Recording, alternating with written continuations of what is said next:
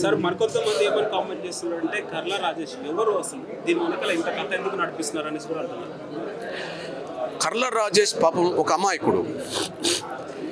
అసలు ఆయన మీద పెట్టిన కేసుతో కూడా సంబంధం లేని వ్యక్తి. అది వాళ్ళ రిమాండ్ రిపోర్టే చెప్తుంది. ఎగ్జాంపుల్ నేను చెప్తున్నాను.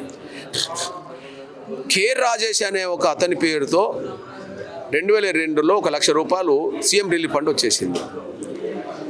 ఆ సీఎం రిలీఫ్ ఫండ్ వచ్చిన విషయం బొల్లమల్లయ్య ఎమ్మెల్యేగా ఉన్న సమయంలో వాళ్ళ ఆఫీసులో పనిచేస్తున్న వాళ్ళకి తెలుసు.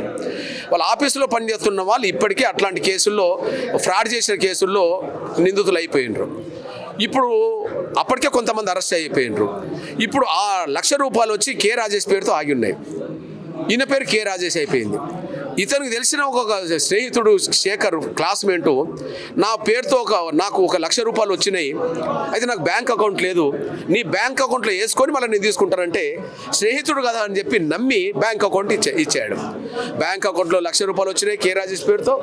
అకౌంట్ను వెంటనే డ్రా చేసుకున్నారు. ఆ డ్రా చేసుకున్న వాళ్ళు A1, A2, 3 పంచుకున్నారు. ముగ్గురు పంచుకున్నారు.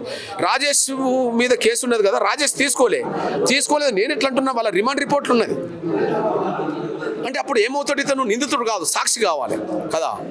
సాక్షిగా పెట్టాల్సిన ఇతన్ని, 1 లక్ష రూపాయలకు 1 రూపాయితో సంబంధం లేని ఇతన్ని సాక్షిగా పెట్టుకొని వాళ్ళ మీద శిక్షలు పడే విధంగా ఉపయోగించుకోవాల్సింది ఇతన్ని మీరు బొల్లమల్లయ్య పేరు చెప్తారా లేదా ఇంకోటి పేరు చెప్తాలేరని చెప్పి టార్చర్ ఎక్కువ పెట్టడం వల్ల ఆ ముగ్గురు తట్టుకున్నారు, ఈ బిడ్డ తట్టుకోలేదనే విషయం కూడా స్పష్టంగా రుజువు అవుతుంది. ఒక మాట చెప్పాలంటే ఇది రాజకీయ కక్ష సాధింపులో భాగంగా వీళ్ళను టార్చర్ పెట్టడం జరిగింది.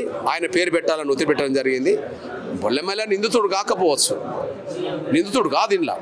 కాకపోతే బొల్లమల్లయ్య ఆఫీసులో పనిచేసే వాళ్ళు ఉండడం వల్ల ఇది బొల్లమల్లయ్య కూడా అంటిద్దామని చెప్పి జరిగిన ప్రయత్నంలో ఈ టార్చర్ జరిగింది, మరణం జరిగింది.